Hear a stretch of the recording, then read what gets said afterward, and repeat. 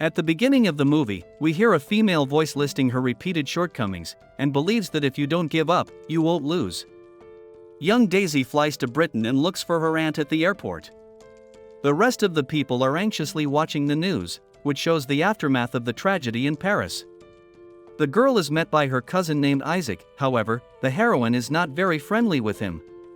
On the way to the parking lot, Daisy continues to be nervous and skeptical of the boy. Having learned that the cousin is 14 years old, as well as seeing the condition of the car, the heroine almost refuses to go. Isaac offers to take the bus, but informs her that it will not arrive until 8 a.m. the next morning. Criticizing the boy for dangerous driving, Daisy asks if the family is happy about her arrival. The rest of the road, the heroine is silent and looks around the neighborhood. Before driving into her dwelling for the summer, Daisy notices a handsome guy with a hawk in his hands. When the girl gets out of the car, she is pounced on by two dogs, which are always happy guests. Daisy is helped up by the very handsome guy with a bird, Edmund, and Isaac introduces her to his younger sister Piper. The heroine behaves rudely and asks to be shown to her room. At the house, Daisy meets a neighbor named Joe. Piper takes the girl to his room and tells her that she got the best bed. Daisy washes her hands after the dogs and asks her sister to go outside to talk privately with her father. Left alone, the heroine looks around the room and sees that her father hasn't called her. This greatly upsets Daisy, and she begins to hear voices in her head telling her not to slouch or cry. The next morning, the girl has breakfast with her cousins and learns that their mother has left for a meeting in London. Daisy refuses almost all the food and asks them to pass her water. Edmund, who has entered the room, considers the cousin, but the girl becomes annoyed and nervous. Daisy retires to her room and hears voices that advise her to avoid temptation and get out of her comfort zone. Isaac and the guys go fishing, and the girl decides to look around the neighborhood. In the forest, the heroine unexpectedly notices Edmund. At night, Daisy wakes up from a loud noise and, going downstairs, sees her aunt, who actively discusses the ceasefire with someone on the phone. Aunt Pen notices the girl and invites her to come into her office. The woman tells that she will have to fly to Geneva for 4 days, and then remembers that Julia, Daisy's mother, liked to visit this house. Isaac offers the heroine to swim with them, but the girl refuses, as she cannot swim. The voices in her head order her to get out of her comfort zone, and Daisy does go out to her cousins. To get to the place, the company pass through a pasture. The heroine is wary of the cows and asks to go without her, but Edmund affectionately drives the animals away, giving the girl the opportunity to walk safely with them. Suddenly, Daisy hurts her finger climbing over the fence, but her cousin helps her. While the other boys bathe, the girl sits on the sidelines. Edmund tells Daisy that she doesn't have to obey the voice, and pushes her into the water. After swimming, the heroes have a picnic, and Piper feeds her cousin roasted marshmallows. Suddenly, Joe's dog runs away and the birds begin to worry. Edmund is alarmed when a strange gust of wind sweeps across the plain, followed by an eerie rumbling sound and ash falling from the sky. The frightened boys return home and turn on the television. The news reports a terrible explosion in London, after which the house lights go out. A frightened Daisy takes pills and goes downstairs to the others who are trying to fix the radio. The children hear a message that martial law has been imposed in the country. In the morning, Edmund wakes Daisy up and offers to show her something. The boy lets the bird go, saying he was temporarily treating it. A crying Daisy admits that she has a curse on her, but Edmund doesn't believe it, and says he's glad the girl came. In the evening, the couple kiss, but the girl runs away, saying they shouldn't do that. The next day, a consular official comes to the house, and gives Daisy a ticket to America. The girl tells Edmund about it, and the guy is happy that the cousin will be safe. The heroes drag things to a small house on the other edge of their territory. At night, Daisy goes out to Joe, and the couple finally gets closer, not hiding their true feelings. In the morning, the girl confesses that she wants to live a long life, but only with Edmund, after which she burns the ticket. Despite the fact that the whole world is in terror, our heroes continue to rejoice in sunny days, swimming and playing in the fresh air. Joe receives an evacuation notice, but the boys burn it down and offer to stay with them in this little carefree paradise. During the night, Edmund hears a strange barking noise and suddenly the house is attacked. The military takes everyone outside and informs them that they need to get out of here. The girls are taken to a safer village, and Edmund asks his beloved to return to this house as soon as possible. On the way, Daisy observes from the window a lot of devastation that she did not even realize was there. The girls are taken to the settlement and placed in the care of Mrs. McAvoy. Daisy comforts a crying Piper and promises that they will be home soon. At dinner, the girls learn that the enemies have poisoned the water, so it must necessarily be purified with tablets. The routine of the safe settlement begins. In the morning, the girls are picked up and taken in special vans to a place where suitable food is sorted. In the evening, they are returned home, where they eat dinner, drink purified water, and go to bed.